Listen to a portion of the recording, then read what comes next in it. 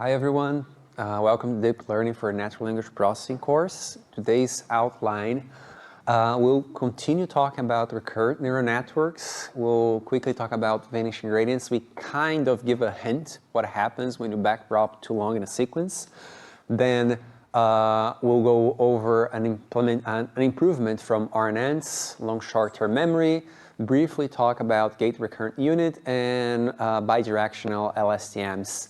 Probably in the future we might have to drop one of this, such as GRU, but for now we'll still have to learn, and this is part of the examination. So first of all, let's talk about vanishing gradients. We kind of give a hint what happens when we have to backprop in a long sequence of hidden states. We also already talk about this when we talk about language modeling and how multiplying the probabilities might be an issue. So in recurrent neural networks, it's pretty much the same thing as in the forward pass. We're moving from hidden state 0 until, let's say, the last state in which we do our prediction. In last class, we learned that when we get to that last position, which we have to predict the next word, we have to start backpropping the gradients for all the hidden states from the last state until the very first one, because we have to update all the weights there, right? The thing is, as we saw, now that we have to do on all the hidden states. We start with in this case right here in the state 4, and we have to apply the chain rule, which means that we backprop in all the states until the very last one. Or in this case, the very first one, since if we consider the forward pass. Then, taking into account what we already know about language modeling, statistical language modeling, and we saw that if we multiply the probabilities, we might have an issue. Can you think about also a problem that we have when we are backpropping a long sequence with multiple hidden states? It's pretty much the same problem in language modeling. If we are multiplying this thing over and over again, what happens when these values here, they get, let's say, smaller than 1? So the values that we have for the gradient will decrease, and at some point it will be really hard for us to identify if we have a proper dependency between the hidden states, or the values are simply gibberish. They don't matter for us. So it's really hard to differentiate that. So this we call the vanishing gradient problem. So the longer our sequence, closer to our initial states right here, or close to our input, the influence of our past or the very first state from backprop to the first one, it will get less and less effective, which is kind of problematic for us to keep remembering things from that sequence. Remember, last class we talked, in theory, we can remember the entire sequence in RNNs. That's not entirely true. But that being said, so if our weight matrix, our WH here is small, then it will get vanishingly small as I and j get further apart, which means that the last state and the first state are these things, they get super, let's say, far apart. It will get hard to remember the last state with the first one. And of course, if these values get smaller than 1, we have that the gradient gets exponentially small, so we have the vanishing gradient problem. But the other way around is also true. If the values are greater than 1, we have exploding gradient. One of them is easier to tackle, to take care of it. Hopefully you can see that exploding gradient is relatively trivial to take care, but we'll see how we can solve that. To take care of the vanishing gradient problem, it's a little bit more complicated, and because of that, later architectures they were proposed. Some of them work better than others, but this is a common problem in virtually any neural networks. The longer the sequence, the most likely going to have this problem, right? So as we talk about it, the gradient can be viewed as a measure of the effect on the past on the future. So the longer your sequence, the more you would like to keep remember those past states in a way you can make a better inference on the future ones. However, the longer it gets, the harder it gets for us to keep track of those values and those weights in our hidden states, right? And as we're talking about, if this value, the gradient gets too small, it's really hard for us to differentiate first if there is no dependence between a given step t and t plus n in the data, which means that how do I know that one previous state relates to the other? How do I know that those values, they mean something? Or if we simply have the wrong parameters because we didn't optimize correctly, the initial values were not interesting, and so on. So we cannot differentiate between those two things right here, okay? Another problem with this is, as we are backpropping all the values and they're getting smaller and smaller with respect to our last state right here, this last states, they have little influence in our first state, in our hidden state right here. On the other hand, states that are closer to our input, they get way stronger simply because we start backpropagating right there. So the values, they still didn't suffer enough with this long sequence. Do you have a question? Oh, okay, sorry. I just saw a wave in the hand. Sorry for that. And the thing is, because of these states right here, they're closer to our input, we'll have much more higher influence than this closer hidden states from our input than states that are further apart, all right?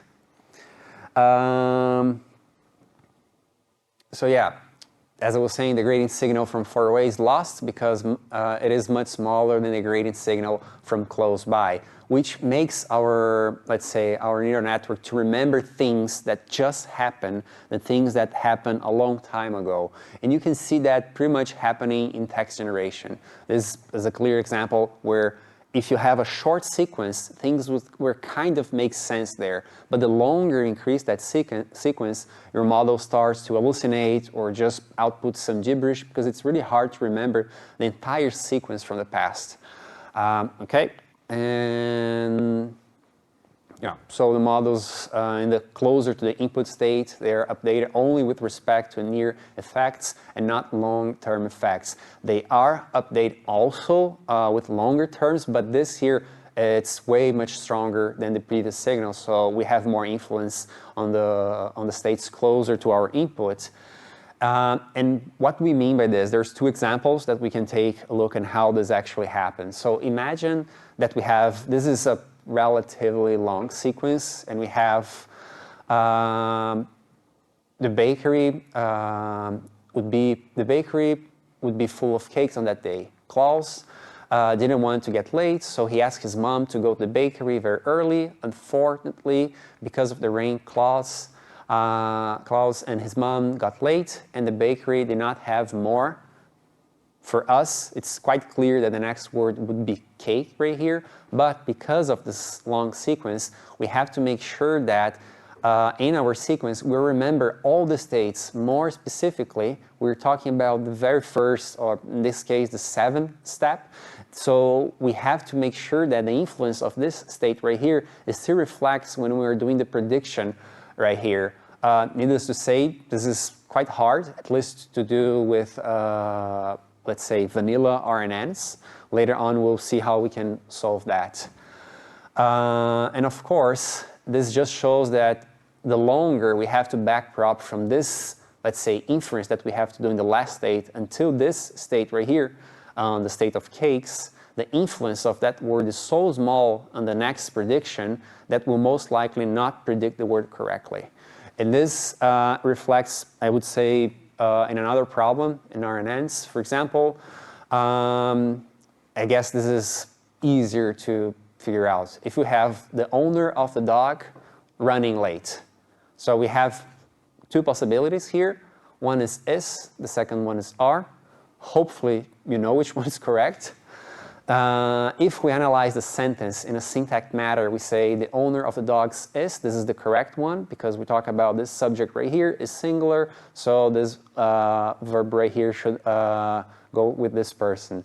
Now, if we are just considering the sequential order of those words that we have with these hidden states, we see that most likely, since I have a plural right here, most likely I'll have R. In this case, the signal in a vanilla RNN, and of course this is just a toy example, the signal of dogs is way stronger than the signal of the owner when we're doing the back prop, which means that most likely if you have a simple RNN, this sequential prediction right here will most likely to happen. So because when you're back propping, the gradient, it vanishes along the way, we'll see that RNN, especially language models based on RNN architecture, they're way better to have a sequential than a syntactic analysis. So this kind of errors right here, they're most common when we're doing vanilla RNNs, okay?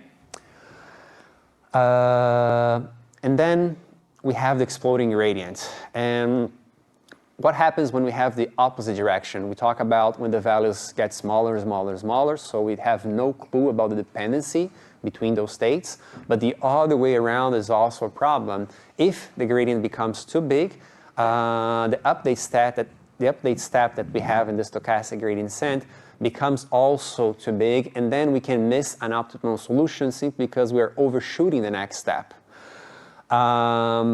And this, of course, can cause bad updates, producing large steps and reaching a bad parameter configuration with a large loss. Or on the worst case scenario, you're going to reach an infinite value or a non-numeric in your values. And how you fix this? Well, there's two ways. The first one, you simply restart the training, hopefully with a different seed, and hopefully you'll get there. But you can also clip the step that you're taking in case that if the norm of this value that you're obtaining is greater than whatever threshold that you have, you still do a step, but you scale down so the step is not that further apart. Which pretty much we continue updating our values, but simply using smaller steps. Yeah, in practice, remember to clip gradients. It is important, but exploding gradients are an easy problem to solve. And just to show how this looks like in the solution space, imagine that you're here on the left without clipping, you're having your steps with respect to the solutions in smaller ones. And then because when you have this kind of configuration in your solution space, if you have exactly the same step that you had before, because of this cliff, you're going to overshoot whatever, let's say, value you might have that would be interesting here. And then if you continue, because the last step was so steep, you might overshoot the solution space that you have. So how you take care of this? You pretty much clip. If it's up to a certain threshold, you take the absolute value, you clip that, and you normalize that. And then you continue doing the same steps, but without that much of a steep here. So the steps, they get adjusted accordingly, all right? But this is, but this is pretty much the solution that we have for exploding gradients. So what about vanishing? What we do? Does anyone have any clue? The first option is to cry, and the second?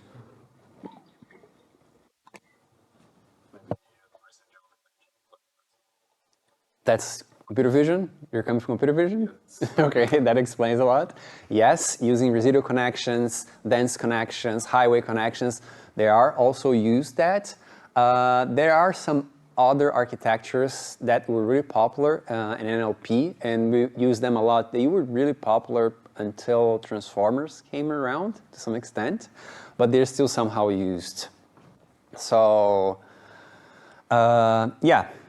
Is this the end of recurrent neural networks? Not yet. Is there a way to recover or prevent, control the memory loss in this architecture? Yes, there is. And how can we get that before we talk about the different connections that we have, like dense net, highway net, and so on? One way to deal with this is using long short-term memory architectures. And they were, they were pretty much the standard until Elmo, I think, to some extent. Yes, after Elmo, things change a bit, but we'll get there. So, one way for us to cope with this problem of remembering everything from the past is to use long short-term memory neural network architecture. This was proposed in '97 by Hochreiter and Schmidhuber. They're two German researchers, and they proposed that as a solution to the Vanishing Gradient problem. You will most likely see everyone citing the paper from 1997, but this architecture from 1997 is not the one actually used nowadays. It's the one from 2000, in which they introduce a new gate. We'll also go over that. So what is the idea in this architecture? Pretty much, we split the vector propagated between the time steps into a memory component and a hidden state component. And this memory component will control how much we remember from the past, how much we're going to write a new content, and how much we're going to propagate the new content throughout the next hidden states. Okay? The goal is to improve RNN's memory of past events by training it to remember important stuff and forget the rest. And yeah, just to show, this actually is the learning to forget continued prediction with LSTM is the paper that actually introduced modern LSTMs.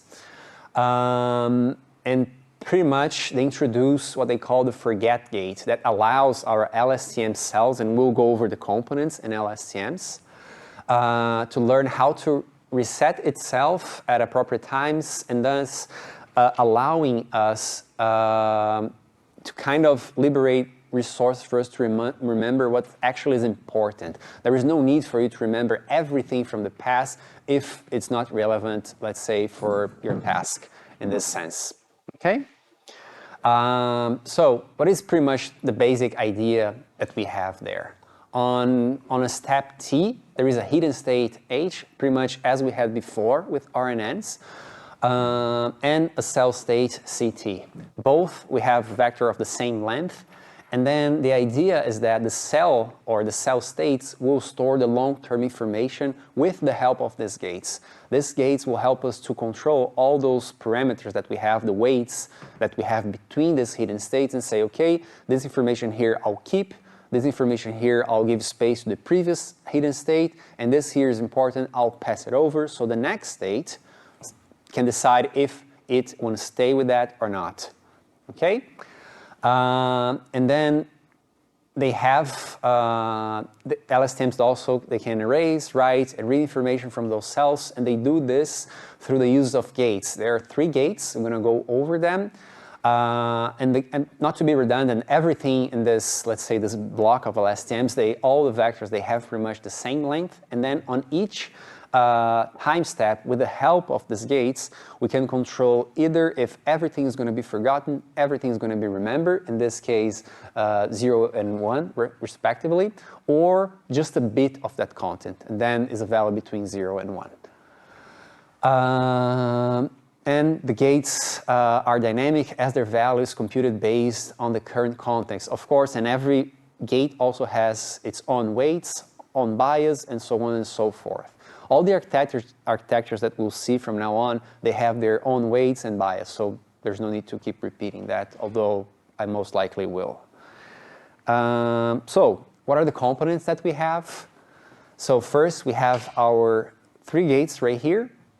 The first one is the forget gate, and this one here, we're controlling what is kept versus what is forgotten. This is done through the cell states that we're going to get there in about a minute or 2.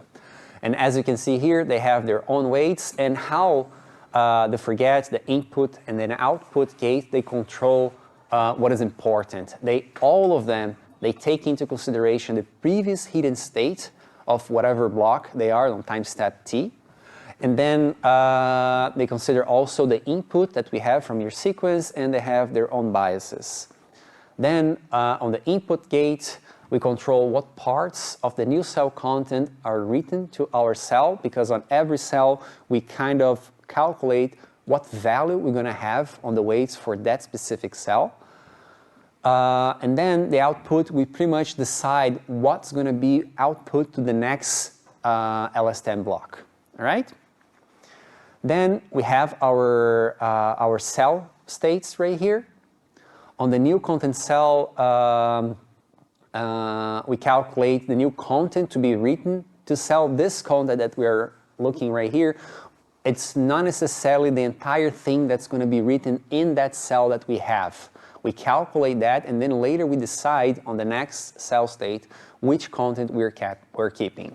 So, and what we take into account also the hidden states, input and biases.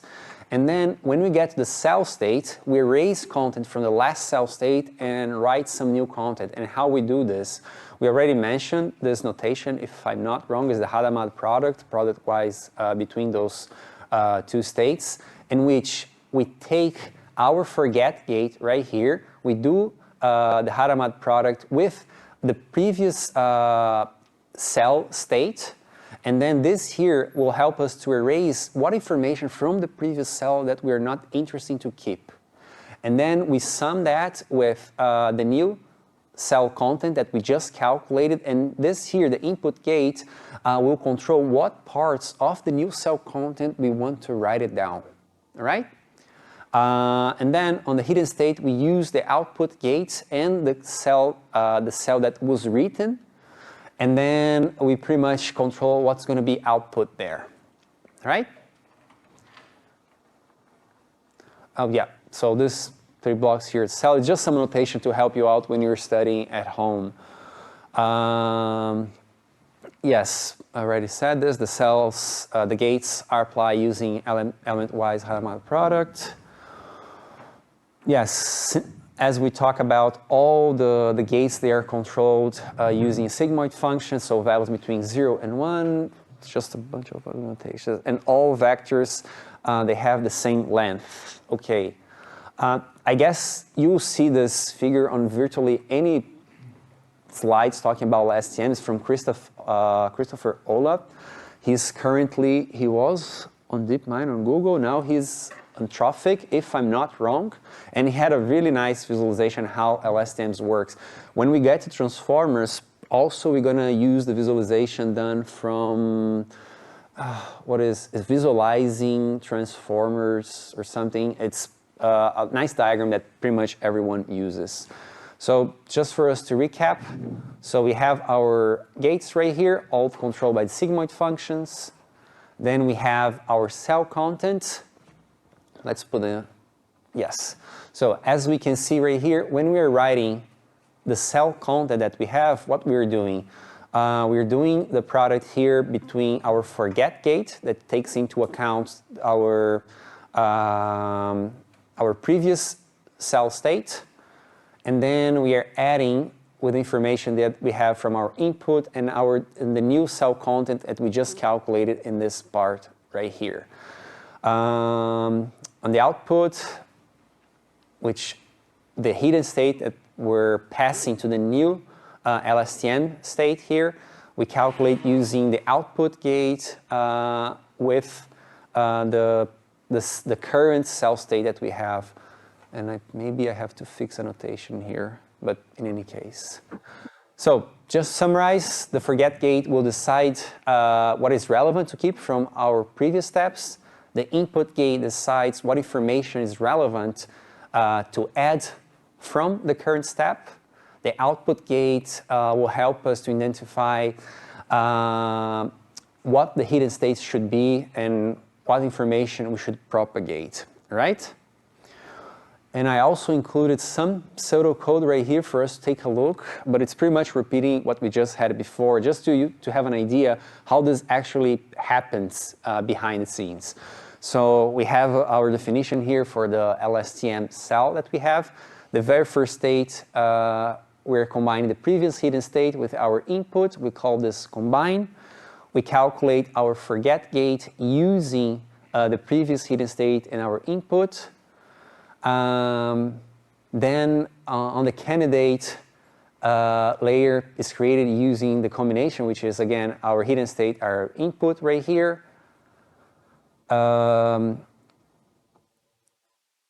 This layer here will decide for us what data from the candidate should be added in the new state. So remember, this is the gate that will control how, what information we are actually writing from the new cell content. Our cell content will take into account the previous cell state. We forget some of the stuff using the forget gate, and taking into account the candidate that we have, we'll write some of this using the input gate that we just calculated right here. The output gate just takes whatever information that we have from the current cell that we have and pass it over. And the hidden state, we already talked about it. But okay, I guess that's it.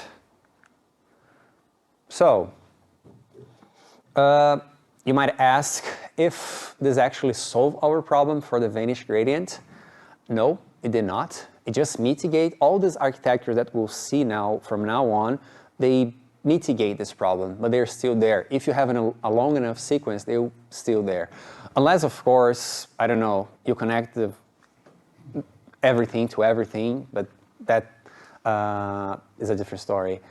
So if the forget gate is set to remember everything on every step, then the information in the cell is preserved indefinitely. Pretty much, you downgrade your LSTM back again to RNNs if you're set to remember everything.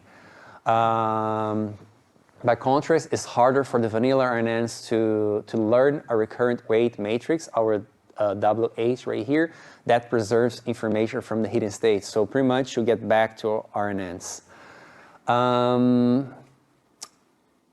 As we were talking before, LSTM does not guarantee that there is no vanish or exploding gradient, but it does provide an easier way for the model to learn long distance dependencies. Later on, we'll see other more interesting ways to cope with this, but the problem is still there in its essence. So we might think that for how long pretty much LSTMs they were popular, and they are still pretty much used, I would say. Not as much as transformers, but between 13 and 15, I would say even 16, LSTMs, they did get state-of-the-art results and pretty much virtually like any NLP task, and they were the dominant approach back in the day. Just to give you an idea, there is this machine translation conference. Is also a competition in machine translation, and by the end of every conference, they have a report of, let's say, all the techniques used, all the papers accepted, and so on. And back in 2016, RNNs were, the string RNN was used 44 times. 2018, this dropped to 9, and then transformer started appearing 63 times. In 2019, transformers got even more popular, but after that, I don't rely on this result anymore, simply because between 18 and 19, there was this new trend of giving fancy names and funny names to papers. So people now use something like Elmo, Bird, or Bird, Big Bird, Ernie. So it's a bit harder to keep track of this using just the title. But needless to say, transformers got quite popular. We'll cover transformers in lecture 10, so 2 lectures from now, all right? But before we get there, we do have to cover more 3 architectures and 1 technique, so we understand what happened in transformers. So, gate, yes? How would you approach a problem when you have the multi-dimensional input? For example, have texts in 2 different languages.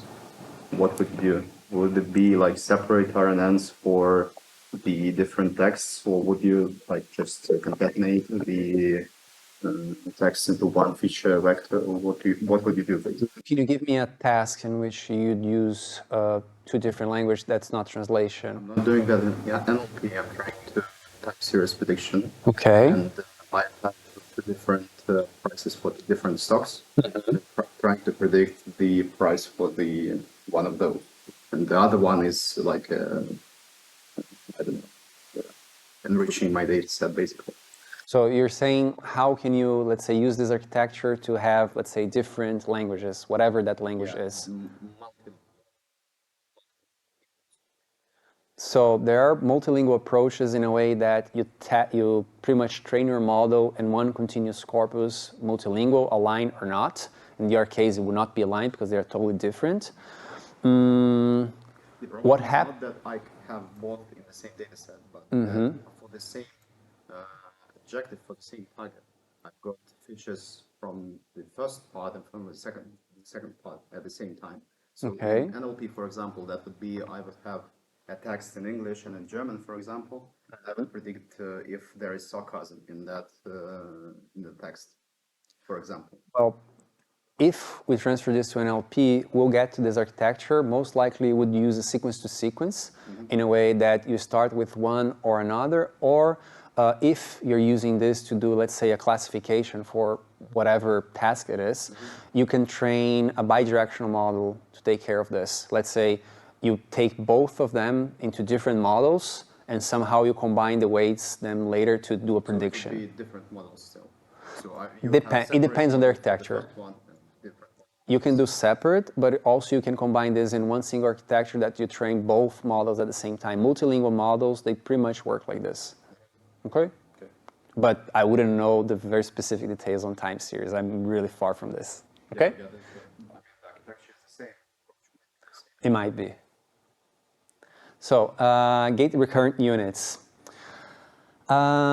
There is an improvement on LSTMs in a way that in 2014, they come up with the idea how to make LSTMs a little bit simpler, simply because there are a bunch of different weights, bias, and states that you have to control in LSTMs, and it's quite hard, let's say, to take care of this. So they propose a simple alternative to LSTMs in a way that we have a sequence of inputs and we'll compute a sequence of hidden states and null cell states in a way that we drop all the computation from cell states that we have and we just work with hidden states and we decide what to update and what to reset on those hidden states. So instead of having our 3 gates, now we just have 2, our update and our reset gate. On the update gate, we control what parts of the hidden states are updated and preserved, and we'll do this using our hidden states in about a minute. And then the reset gate controls what parts of the previous hidden states are used to compute the new ones, and how we do this. The new hidden state we're going to take into consideration our reset gate, and we'll decide what information we're going to reset from our previous hidden state.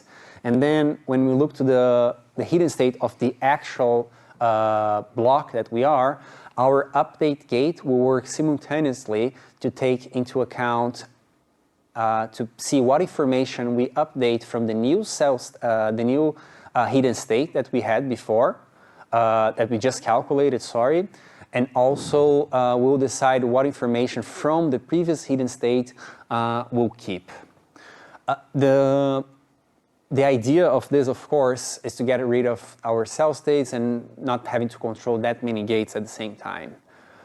And how does it look like? Its notation is a bit different, but our Z in this notation right here is our update gate. Our reset gate remains the same, and it's pretty much the same thing that we had before. So here you can see that in our new hidden state, we're just controlling what to reset from the previous hidden state. And again, on the current or the actual hidden state that we are writing, we use our update gate to update the hidden state with some information from the previous state and with the information that we just calculated, right? Yes, so since we have, I don't want to say a better, but let's say improvement, a more simple approach, which ones to use, there is actually no conclusive evidence which one we should use. The GRUs, they are quicker to compute as they have fewer parameters, but that does not necessarily mean it's going to be better. It's pretty much the same story when we were looking to word-to-vec and GLOVE. These techniques, they're quite similar, now talking about neural network architectures, but it really depends on the data that you have, on the tasks that you have, I don't know, the parameters that you have, how you're optimizing, and so on and so forth. As a rule of thumb, you can start with LSTM, especially if you have longer dependence, because as you have more parameters, this will allow you to remember more things from the past. And pay attention when we say we have more parameters. We'll see this being propagated for large language models over and over again. The more parameters that you have, the more, let's say, opportunities you have to find implicit relationships between, let's say, words in your text. Although, if you have smaller models with a small number of parameters, you might be able to mimic those large ones. But again, you're mimicking the model. You're not actually capturing everything that this model has. It doesn't mean that one thing is better than the other, but they're used for different purposes. All right? Yes. So RNNs are the only ones suffering from the exploding and vanish gradient? No. LSTMs, they also have this problem. GRUs, they have this problem. Sequence to sequence, they have this problem. Feed forward, they have this problem. CNNs, all of them, they have this.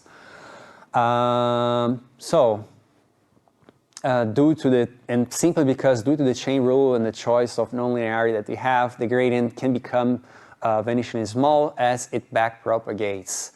And now, one of the solutions, aside from these architectures in which we have these artifacts to remember things from the past a little bit more effectively, one way to solve this is simply to add more direct connections, as you said, I guess, 20 minutes ago or so.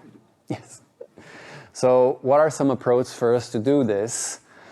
Some alternatives to RNNs are ResNet or residual connections, dense connections, highway connections.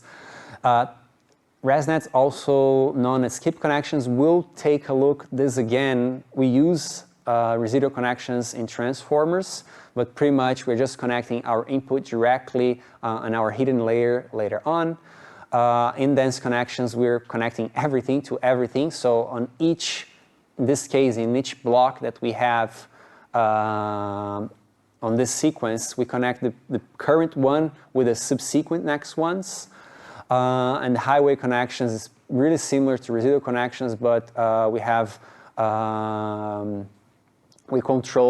connect our input and our hidden states directly using different formulas, but no need to worry with this here. And you might think, okay, we have from the first time we saw RNNs until now, okay, we have, I don't know, 13, 12 years to take care of this problem. So people were not aware of this? Yes, they were. For the very first time when they were working, and if you remember, Yoshua Benja, when we talk about the first RNN model that we talked 2 classes ago, this problem about updating the gradients, they were already there. So it's not like people realized this problem after, I don't know, 10 years or so. People were already working on this for quite some time. Okay? And then we can move to bidirectional recurrent neural networks.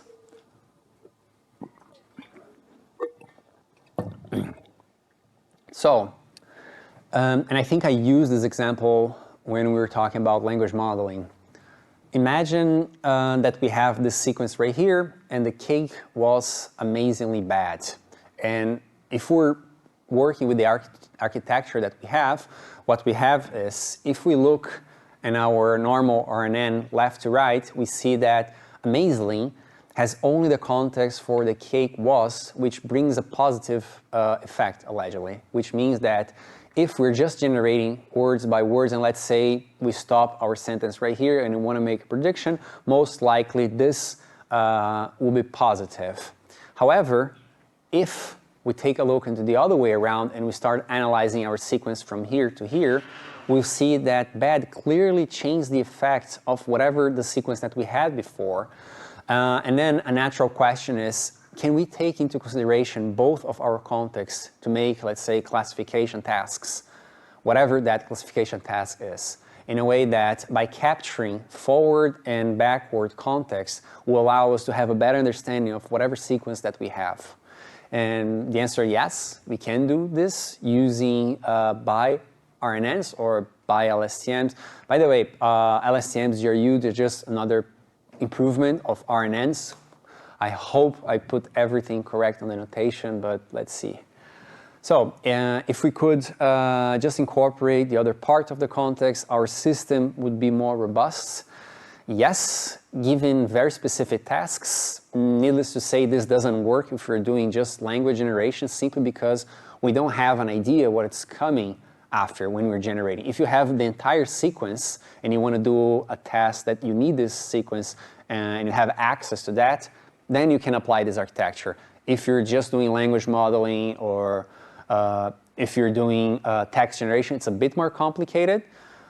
There are language modeling tasks that you can use the entire sequence. Later on, when we talk about transformers, we'll talk about masked language modeling. It's a way to do really between quotes language modeling by masking some words so you have access to the entire sequence, but I'm jumping ahead again.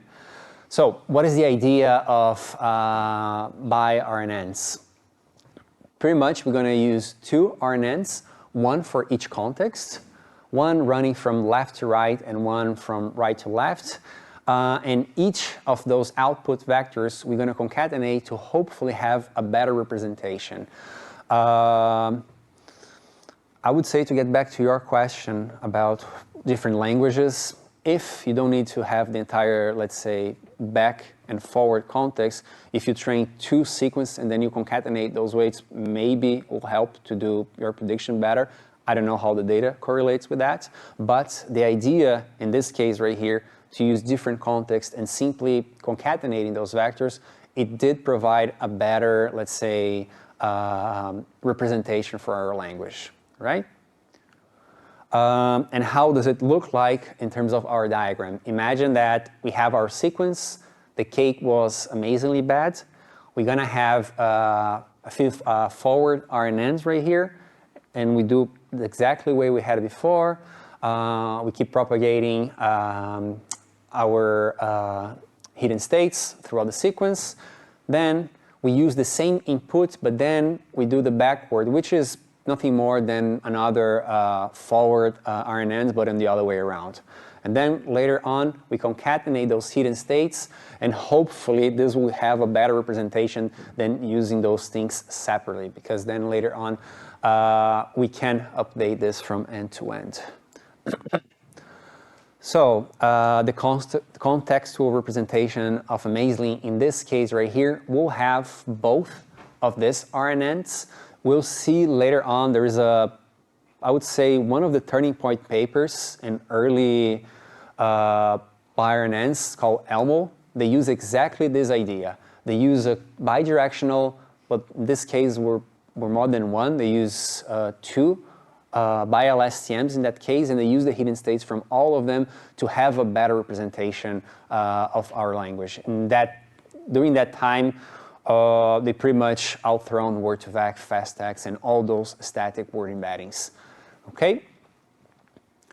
So some details on the equations and what we are actually propagating there. So on the forward RNN, our hidden state from left to right, it's an RNN from the previous states in our input here. On the backward RNN, it's pretty much the same thing, but going from the last one to the first one. We concatenate those into one hidden state. We put this in a nonlinearity, and we use that to do, I don't know, sentiment classification, name intent recognition, and so on. Okay? Yes, the weights are often different from both of them, and I think I mentioned this before already. As in the LSTMs, GRUs, BiLSTMs in this case, or bi-RNNs, they all have different weights for each specific RNNs that you have.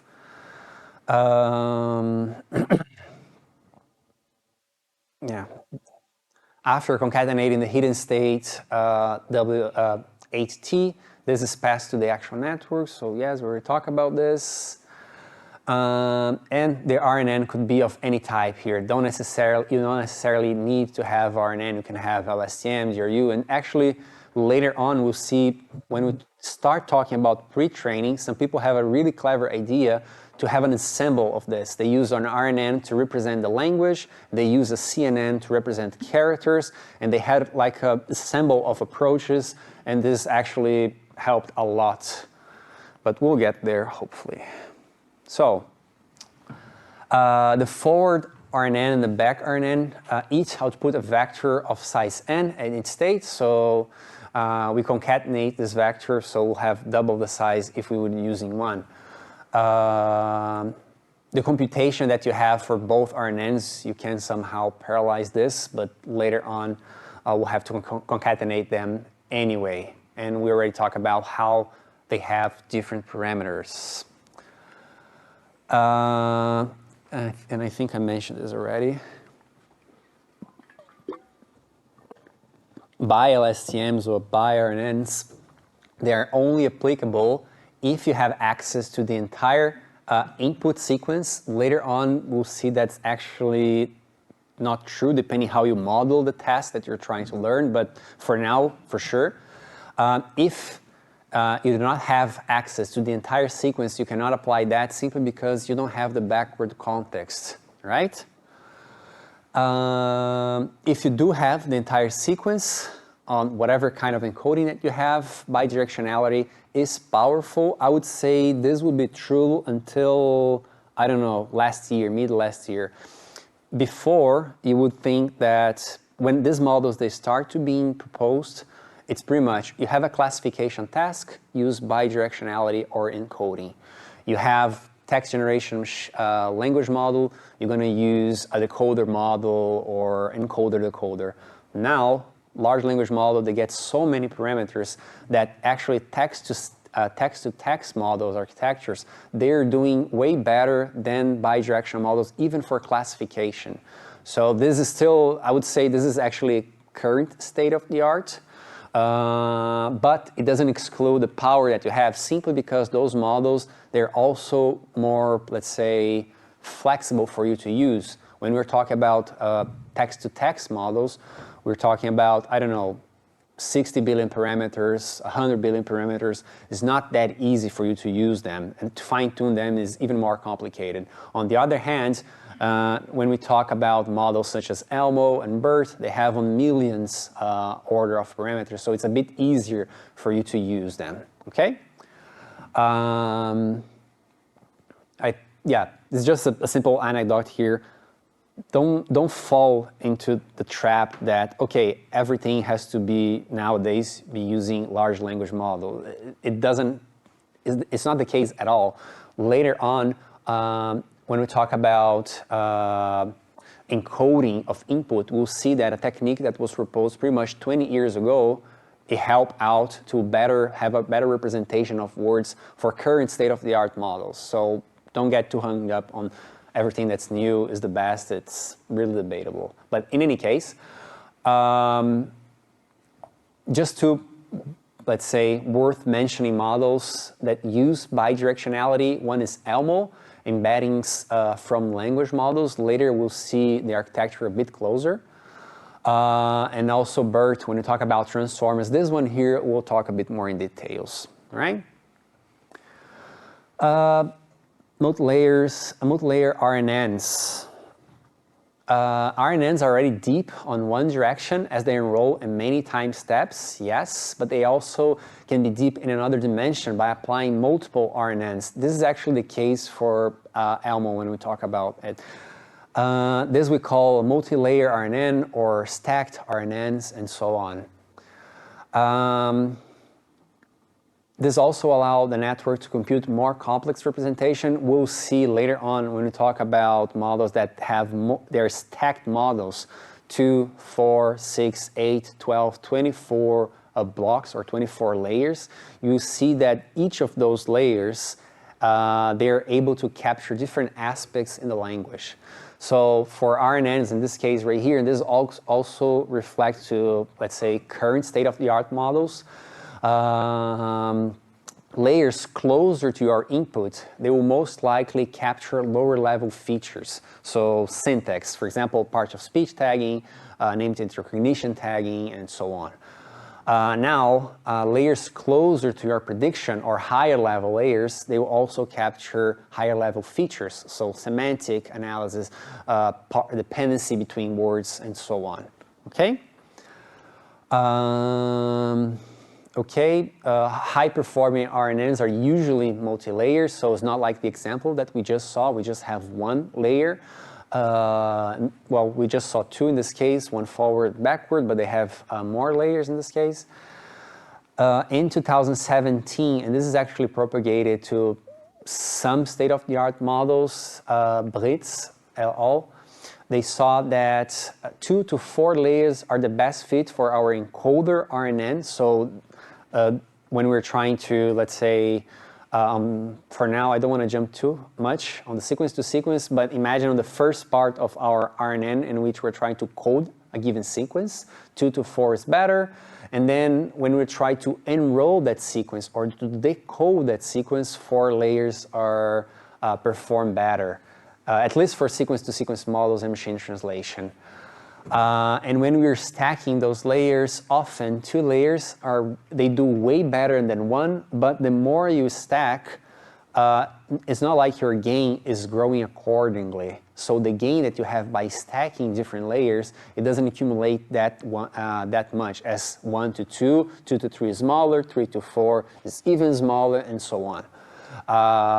And this actually is empirically proven. There are models with a higher level, a high number of layers, in which they pretty much deleted entire layers, and the model simply optimized faster and got pretty much the same results. So in this case, growing is not actually translating to better results. When we talk about transformer-based networks, we'll see that they are a bit deeper than those ones right here, in which we have 12 to 24 layers. Usually, when we talk more using the terms encoder and decoder, we'll see that we'll have a larger decoder block than the encoder one, but we'll get there as well. All right? That being said, we can finish the class here, but we'll start the other one right away.